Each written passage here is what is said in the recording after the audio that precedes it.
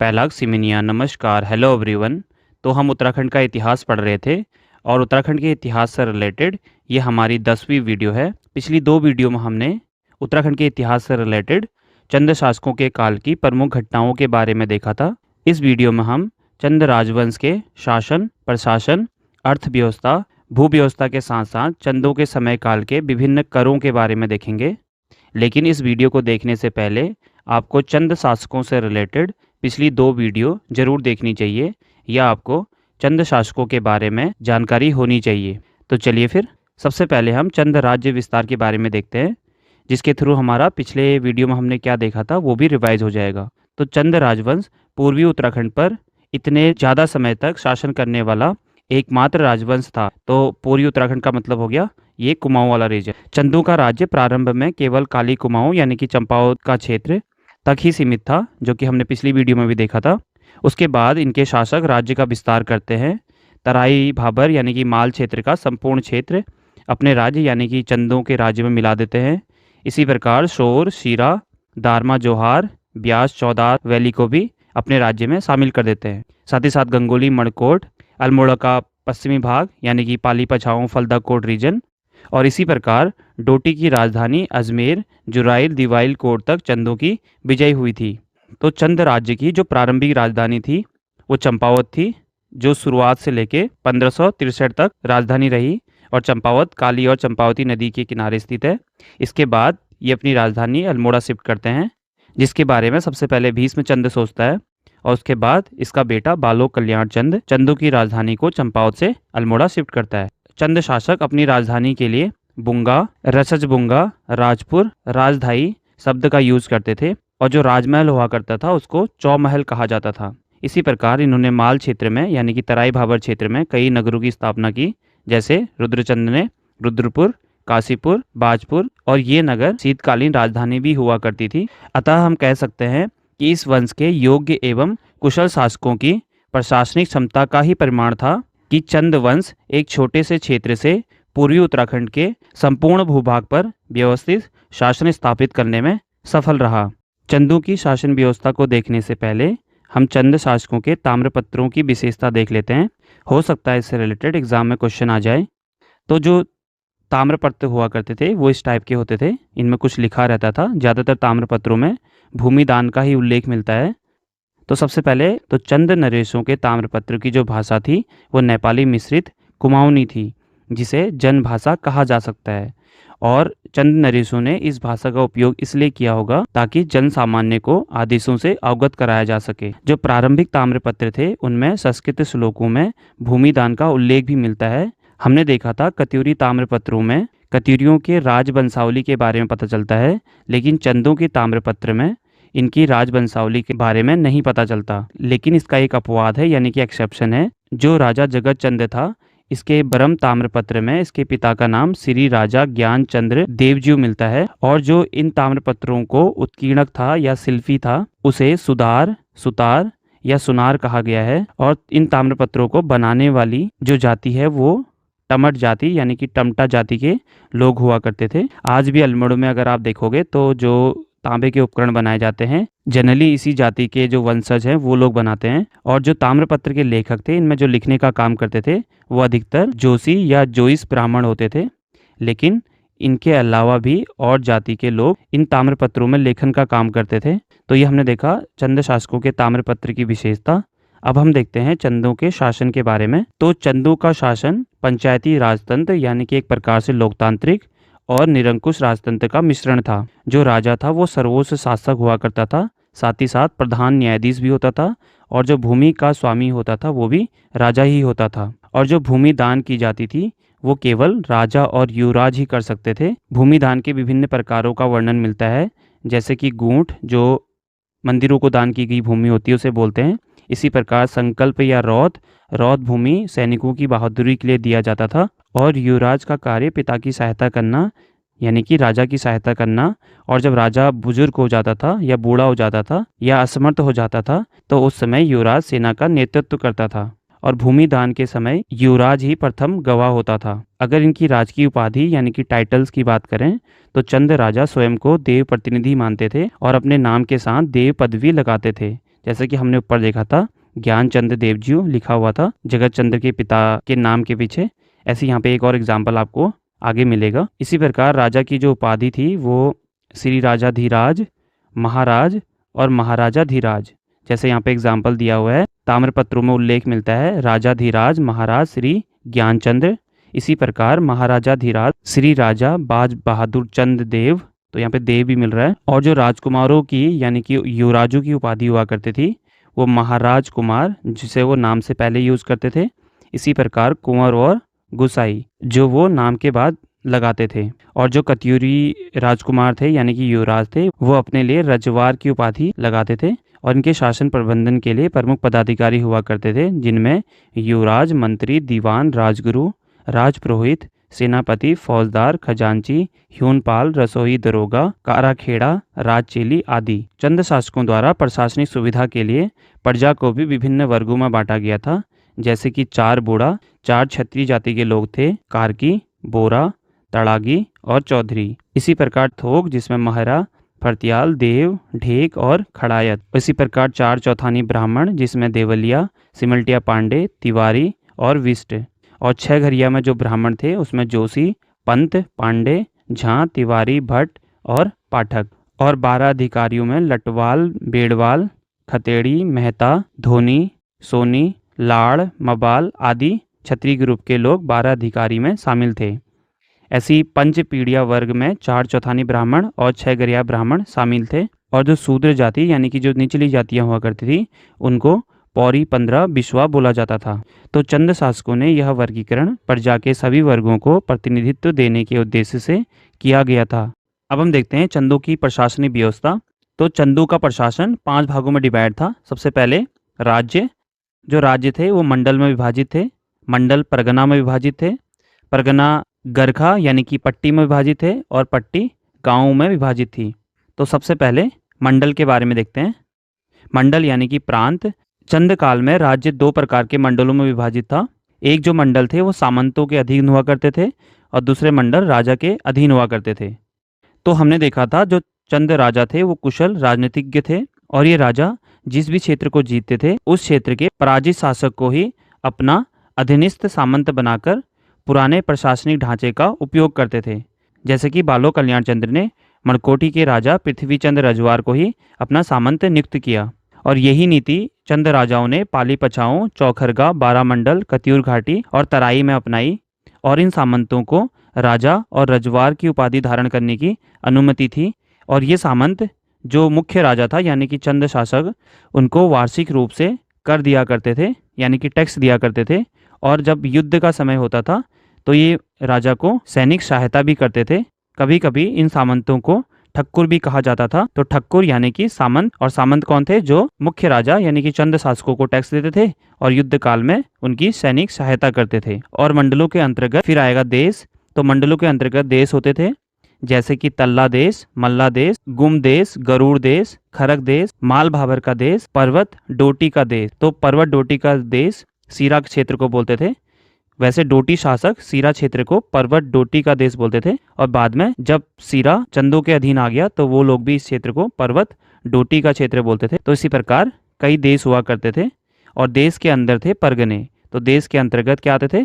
परगने होते थे। और ये परगने 2 प्रकार के होते थे। एक प्रकार के परगने नागरिक अधिकारियों के अधीन होते थे और जो दूसरे प्रकार के परगने होते थे वो सैनिक अधिकारियों के अधीन हुआ करते थे। जो परगने नागरिक अधिकारियों के अधीन होते थे उनका जो अधिकारी होता था उसे सीकदार या सीरदार कहते थे। जैसे कि सीरा का सीकदार गंगाराम वो शत्रुसाल भंडारी था। इसी प्रकार जो सैनिक अधिकारियों के अधीन परगने थे उसका जो प्रमुख होता था उसे बक्सी कहते थे। जैसे जगत चंद्र के बरम ताम्रपत्र में बक्सी का परगना का उल्लेख मिलता है। और जो सैनिक अधिकारियों के परगने होते थे वो ज्यादातर सीमावर्ती क्षेत्रों में होते थे सुरक्षा की दृष्टि से। तो बक्सी को माल यानी कि तराई भाबर के क्षेत्र जैसे सीमावर्ती क्षेत्रों में नियुक्त किया जाता था क्योंकि बाहरी आक्रमणों का खतरा अधिक था। और इनके अधीन भी छोटी छोटी सैनिक टुकड़ियां होती थी। जो प्रमुख परगने थे जिनमें काली कुमाऊं, ध्यानी रो, चौरमैसी, सोर, सीरा, फलदाकोट, धनियाकोट, छकाता, कोटली, कोटा भाबर, दानपुर, दारमा जोहार, पाली पछाऊं, कत्यूर, चौखरगा। इनमें से अधिकतर परगने हमने पिछली क्लास में मैप में देखे थे अगर आपको ध्यान है तो। इसी प्रकार तराई भाबर के जो परगने थे बक्सी, छिनकी, माल, बुक्साड़, किलपुरी और मंडिया। तो ये 6 परगने हो गए तराई भाबर के। और परगने के अधिकारियों में खजांची, ताम्रपत्र का लेखक, धार्मिक सीकदार और भंडारी होते थे। तो परगने से प्राप्त होने वाले कर यानी कि टैक्स, जो नगद भी हो सकता था या अनाज भी हो सकता था, उसका प्रबंधन सीकदार करता था। इसी प्रकार वस्तुएं जिस भंडार में जमा होती थी, उस भंडार का जो प्रभारी होता था उसे भंडारी कहते थे। और ये जो अनाज और नगद इकट्ठा होता था, इसको राजा तक पहुंचाने का काम कैनी कैनी एक प्रकार के दास हुआ करते थे, वो करते थे। और परगने के बाद आता है गरखे। तो परगने गरखे में बटे हुए थे। गरखे को कहीं कहीं पट्टी भी बोला गया है। तो काली कुमाऊं और माल भाबर में जिन्हें पट्टी कहते थे, उन्हीं को सोर, सीरा व अन्य परगनों में गरखे बोला जाता था। और गरखे का जो प्रशासक था वो नेगी हुआ करता था। और इस पद की स्थापना शक्ति गोसाई ने की थी, जो कि हमने पिछली वीडियो में देखा भी था। और जो नेगी है वो कोई जाति नहीं है जैसे कि आज हुआ करती है। ये पहले कोई जाति नहीं थी बल्कि एक पद हुआ करता था। इन्हें वेतन के रूप में नेग मिलता था, इसीलिए इन्हें नेगी कहा गया। जैसे सोर का नेग था शिरोमणि जोशी। और जो गरखे थे यानी कि पट्टे थे वो फिर गाँव में विभाजित थे। और जो गांव का मुखिया है उसको सयाना या बूढ़ा कहा जाता था। जैसे दारमा जोहार के गांव के मुखिया को बूढ़ा बोलते थे, जबकि पाली, परगने और सल्ट क्षेत्र में इन्हें सयाना कहा जाता था। और इनसे भी नीचे छोटे अधिकारी हुआ करते थे जिन्हें थोकदार कहते थे। सयाना और बूढ़ा ही गांव के न्यायाधीश होते थे और जहाँ पे ये अपनी पंचायत करते थे, और उस जगह को बूढ़ा चौरा कहा करते थे। और ये मुखियाएं जिस भी गांव के होते थे, उन गांवों से इन्हें अनाज के रूप में दस्तूर मिलता था। इन बूढ़ा और सयाना यानी कि प्रधान का जो कार्य था वो न्यायिक व्यवस्था तो देखता ही था, साथ ही साथ माल गुजारी यानी कि टैक्स भी वसूली करता था। इसके अधीन और भी अधिकारी थे। एक तो हमने ऊपर देखा था थोकदार, उसके बाद कोटाल जो करों का हिसाब किताब रखता था, और पहरी जो गांव में चौकीदारी करता था, और यही डाकिया का भी काम करता था। तो ये थे गांव के अधिकारी, जिसमें जो गांव का मुखिया था वो कहीं सयाना बोलते थे उन्हें, कहीं बूढ़ा बोलते थे। और सयाना और बूढ़ा के अधीन थे थोकदार, कोटाल और पहरी या प्रहरी। तो ये हमने देखा चंदों के प्रशासन के बारे में। अब हम चंद राज्य की आर्थिक व्यवस्था के बारे में देखते हैं। चंदों के समय भी उत्तराखंड की जनता का मुख्य व्यवसाय कृषि और पशुपालन था। तो चंद शासन में जो आय के प्रमुख स्रोत थे उसमें सबसे पहले भू राजस्व, जो कि कृषि पर आधारित आय थी। इसी प्रकार प्रजा पर लगाए गए विभिन्न प्रकार के कर, जिनके बारे में हम आगे देखेंगे। और जंगल और खनिज संपदाओं से भी इन्हें आय प्राप्त होती थी। इसी प्रकार चंदों की भोटियांतिक तिब्बत व्यापार से भी अच्छी आमदनी होती थी। हमने देखा था कि जमीन का वास्तविक स्वामित्व राजा के हाथ में होता था, और जो भूमि हुआ करती थी उसको कई थातों में बांटा गया था। और जो थात का अधिकारी था उसे थातवान कहते थे। और इन थातों पर खेती करने वाले किसानों को खायकर और सिरतान कहा जाता था। खाईकर जिसका अर्थ होता है खाई हुई भूमि पर कर देने वाला। तो खाईकर भूमि पर अनाज या नकदी के रूप में कर देता था, और जो सिरतान होते थे वो केवल नगद रूप में टैक्स देते थे। और टैक्स कलेक्ट करने का काम थातवान का होता था। और खेत में काम करने वाले जो भूमि दास होते थे उन्हें कैनी कहा जाता था।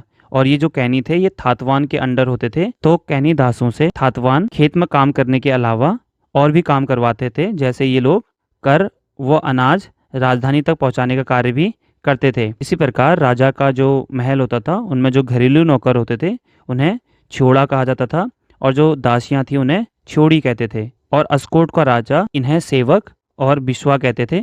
और इनके लिए भी ये राजा लोग टैक्स लिया करते थे, जैसे कि महेंद्रपाल सेवक और बिश्वाओं के लिए साहू, सोल, सेवक, पौरी, डड़े नामक कर वसूलते थे। यहाँ पे जो डड़े शब्द है ये पालकी ढोने वाले के लिए प्रयुक्त होता था, और उसके लिए भी टैक्स लिया जाता था, और उसे डड़े बोल दिया। पहाड़ों में तो इन्हें डड़े बोलते हैं, लेकिन मैदानों में इन्हें कहार बोला जाता था। भूमापन और कर निर्धारण के बारे में देखते हैं। तो चंद राजाओं ने भू राजस्व सुनिश्चित करने के लिए भूमि की माप करवाई, यानी कि भूमि का मेजरमेंट किया, और साथ में उसके हिसाब से कर का निर्धारण किया। हमने देखा था जो शक्ति गोसाई यानी कि शक्ति सिंह ने इस काम में विशेष योगदान दिया था। चंद राजाओं के समय कुल 36 प्रकार के कर वसूले जाते थे, जिन्हें छत्तीसी कहा जाता था।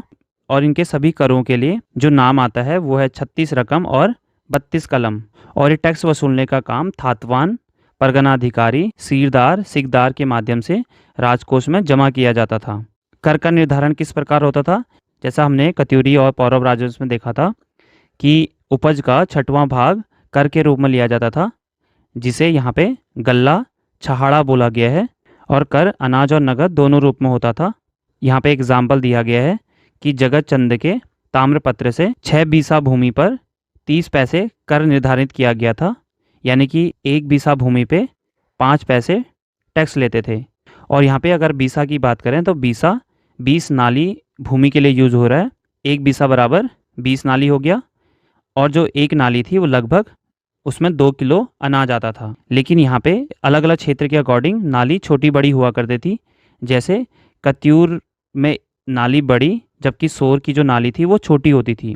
इसके लिए एक कहावत भी प्रसिद्ध हुआ करती थी, सोर की नाली कम्यूर को मानो, जवे जे छली खसम जे नानू। तो यहाँ पे सोर की नाली कम्यूर को मानो, मानो का मतलब हो गया माणा, जैसे कि नाली से छोटा होता है माणा। तो यहाँ पे जो ये अर्थ निकलता है, सोर की नाली कत्यूर के माणों के बराबर है, यानी कि जो सोर की नाली है वो छोटी है। इसी प्रकार पर्वतीय क्षेत्रों की तुलना में माल भाबर क्षेत्र से टैक्स अधिक लिया करते थे। यहाँ पे कुछ भूमि मापन की या अनाज मापन की प्रणाली दी है, ये भी आपको ध्यान रखनी है। जैसे 20 नाली लगभग 1 एकड़ के बराबर हुआ करता था। इसी प्रकार मसा जो लगभग 2 किलो से कम होता था। इसी प्रकार जूला, जूला मतलब कि 10 कुंटल, और अधाली का मतलब होता है लगभग 15 किलो। और अन्य माप की जो प्रणाली थी विशा, पालो आदि प्रकार की मापन प्रणाली हुआ करती थी। तो ये आपको ध्यान रखनी है, इससे रिलेटेड क्वेश्चन बन जाते हैं। अब यहाँ पे हम भूमि टैक्स के अलावा जो अन्य प्रकार के कर प्रजा से लिए जाते थे उनके बारे में देख रहे हैं। यहाँ पे जितने भी टैक्स लिखे गए हैं ये डायरेक्ट अजय रावत जी की बुक से लिए गए हैं। इसमें सबसे पहले ज्यूलिया, जो नदी के पुलों पर लगाया था, इसे सांगा भी कहते थे। इसी प्रकार सिरती, जो एक प्रकार का नगद कर था, जनरली कहाँ पे लगता था, माल भावर के क्षेत्र में, और भोटिया व्यापारियों से वसूला जाता था। फिर बैकर, बैकर शब्द आज भी यूज होता है, जो अनाज के रूप में लिया जाता है। इसी प्रकार राखिया, राखिया को रछिया भी बोलते हैं, और ये सावन के महीने पर रक्षाबंधन व जनेऊ संस्कार के समय वसूला जाता था। फिर है कूत, नगद के बदले लिया गया अनाज को कूत कहते थे। भेंट, जो राजा और राजकुमारों को दी जाती थी उसे भेंट कहते थे। मांगा, हमने देखा था जब भी इमरजेंसी आती थी या युद्ध के समय पे लिया जाने वाला कर उसे मांगा कर कहते थे। साहू, इसे साउली भी बोलते हैं, जो लेखक को देय कर था। अगला है रंतगली, यह भी लेखक को देय कर था। इसका उल्लेख मूनाकोट के ताम्रपत्र में हुआ है। इसी प्रकार खैनी कपिलनी एक प्रकार का कुली बेगार था, यानी कि फोर्स लेबर था, और सेना के लिए लिया जाने वाला कर कटक कहलाता था। सियूख, राज सेवकों के लिए लिया जाने वाला कर। कमीनचारी, सयानचारी किसानों से लगान वसूली करने वाले व सयानों को देय कर था। सीखदार नेगी, जो परगनाधिकारी को देय कर था। लक्ष्मण चंद्र के मानकूट ताम्रपत्र में इसके लिए 2 रुपया कर ठहराया गया था। यह कर पूरे गांव से लिया जाता था।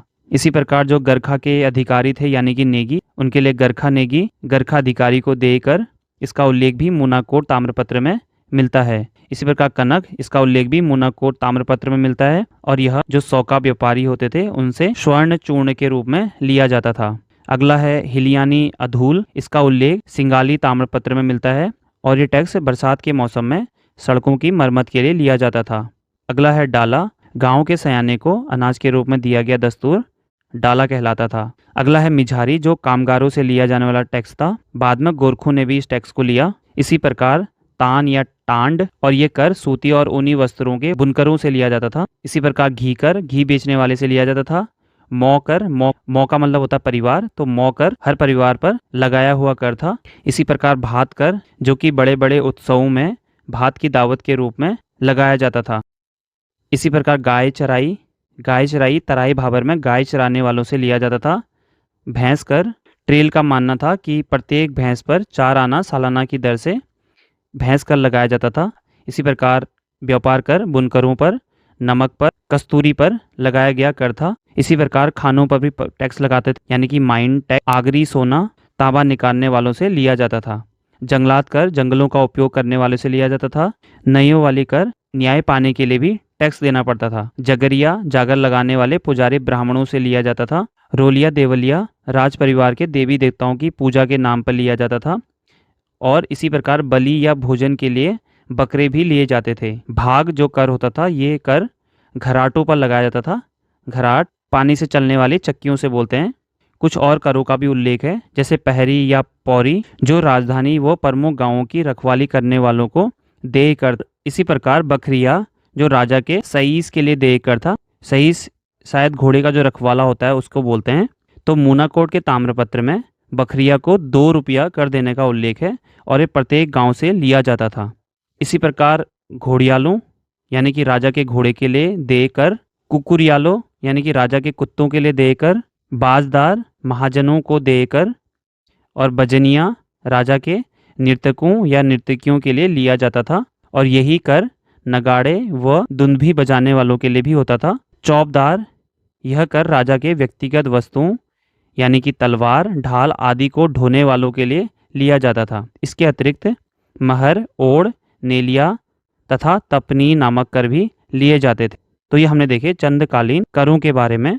यहाँ पे एक और शब्द आप ध्यान रख सकते हैं, हो सकता है क्वेश्चन बन जाए। जो नाठ नठाली भूमि होती थी वो प्रायः राजा की हुआ करती थी और इसे ओताली भी बोलते थे। अब हम देखते हैं चंदकालीन सुरक्षा और न्याय व्यवस्था। सबसे पहले सेना व्यवस्था। चंद राज्य के पास शक्तिशाली सेना हुआ करती थी जिसमें पैदल सैनिक और घुड़सवार दोनों होते थे। सेना का प्रमुख अधिकारी सेनापति कहलाता था। युद्ध के समय राजा स्वयं युद्ध में जाता था और साथ में उसके युवराज, मंत्री, सेनापति जिसे बक्सी बोलते थे, राज्य वैद और गुप्तचर भी युद्ध के समय राजा के साथ जाया करते थे। सैनिकों को जागीर के रूप में वेतन मिलता था और इसी ताकतवर सेना के बदौलत चंदों ने पवार और डोटी जैसे अपने शत्रु राज्यों को हराया था। और जो इनकी गुप्तचर प्रणाली थी, तो राजधानी में गुप्तचर तंत्र स्थापित था। गुप्तचर राजा को आंतरिक अशांति और बाह्य आक्रमणों की सूचना देते थे। युद्ध में राजा गुप्तचर को अपने साथ ले जाता था, जिसका उल्लेख हमें इनके ताम्रपत्रों में मिलता है, जैसे कि बीरेश्वर जोशी द्वारा बधानगढ़ की चढ़ाई के दौरान इसके द्वारा की गई जासूसी का उल्लेख मिलता है और इसको इस जासूसी के लिए भूमिदान किया गया था, तभी इससे रिलेटेड एक ताम्रपत्र मिलता है। सामान्यतः जो स्पाइंग का काम करते थे उसमें वेश्याएं, परिवारजक, राज्य वैद और फीक वाले भिखारियों से कहा जाता था। और इनके समय में महिला गुप्तचर भी होते थे जो रानीवासों में नियुक्त होती थी और दरबारी षड्यंत्रों की जानकारी भी इन्हीं गुप्तचरों से मिलती थी। न्यायिक व्यवस्था की अगर बात करें तो हमने देखा था राजा ही सर्वोच्च न्यायाधीश था और केवल राजा ही फांसी की सजा दे सकता था। फांसी आमतौर पर ऊंचे पहाड़ों, जिसे सूली का डांडा बोलते थे, वहां दी जाती थी। जो न्यायिक संस्थाएं थी उनमें नयोवाली और विष्टावाली, जिसके बारे में हमने पिछली वीडियो में देखा था जब हम शक्ति गोसाई द्वारा किए गए प्रशासनिक सुधार देख रहे थे, तो वहां पे भी हमने नयोवाली और विष्टावाली के बारे में बताया था। तो ये दोनों क्या थी? कचहरियां थी। इसी प्रकार गाँव में भी जो पंचायती न्यायालय होते थे उनसे पंचनवीसी या चारथान कहते थे। और डंडे नामक अधिकारी, ये एक स्थानीय दंडाधिकारी था जो छोटे झगड़ों में अर्थदंड लेता था और बड़े अपराधों के लिए गिरफ्तार करता था। अर्थदंड का मतलब हो गया छोटे मोटे झगड़ों के लिए पेनल्टी के रूप में उसे रुपये वगैरह कुछ ले लिया, लेकिन अगर बड़े अपराध हैं तो उन्हें सीधे गिरफ्तार करते थे डंडे नामक अधिकारी। और फांसी के अलावा कुछ क्रूर विधियां भी थी, जैसे पेड़ में लटकाना, जैसे जो बोरे होते हैं जिनमें अनाज रखते हैं उसके अंदर जो भी अपराधी होता था उसको जीवित डाल करके नदी में बहा देते थे। तो यहाँ पे सीराकोट आप ध्यान रख सकते हैं, ये एक कुख्यात जेल था जहाँ पे राजा दीपचंद और उसके पुत्रों को भी रखा गया था और बाद में यहीं इनकी हत्या कर दी जाती है। अब अंत में हम देखते हैं चंद शासकों के धर्म और स्थापत्य कला के बारे में। तो जो चंद शासक थे वो मुख्यतः शिव के उपासक थे। चंद काल में ब्राह्मण धर्म के साथ साथ बौद्ध धर्म का भी जिक्र मिलता है। चंद शासकों का जो मूल राज्य चिन्ह था वो गाय थी और ज्ञानचंद्र के समय जो राज्य चिन्ह था वो क्या था? गरुड़, इसलिए इसको हम गरुड़ ज्ञानचंद्र भी बोलते हैं। चंदकालीन जो मंदिर हैं उनकी क्या विशेषता है उनको देख लेते हैं। जो चंदों ने मंदिरों का निर्माण किया उस निर्माण में उन्होंने कत्यूली शैली का ही नकल किया और इन्होंने जो मंदिर बनाए वो पंचायतन शैली में भी बनाए। पंचायतन शैली क्या होती है? एक मुख्य मंदिर होता है, उसके आसपास 4 और छोटे छोटे मंदिर होते हैं। इसी प्रकार जो इन्होंने मंदिर बनाए उनमें वैदिक परंपरा के अनुसार विष्णु, शिव, गणेश, कार्तिकेय, सूर्य आदि के मंदिर इन्होंने बनाए। ज़्यादातर मंदिर चंदों ने शिव के बनाए थे।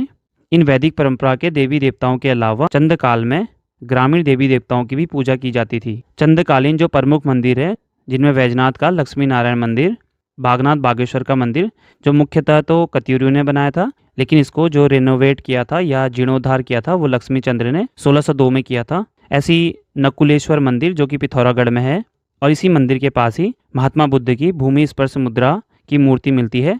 इसी प्रकार मण का सूर्य मंदिर डीडीहाट या थल के आसपास में, और इस मंदिर में सूर्य देव की 7 घोड़ों पर सवार प्रतिमा मिलती है। और इसी प्रकार थल में एक हथिया देवाल, और ये एक हथिया देवाल एक पत्थर से बनाया गया था। जब हम चंद शासकों के बारे में देखे थे तब हमने बताया था कि किस चंद शासक ने बनाया था।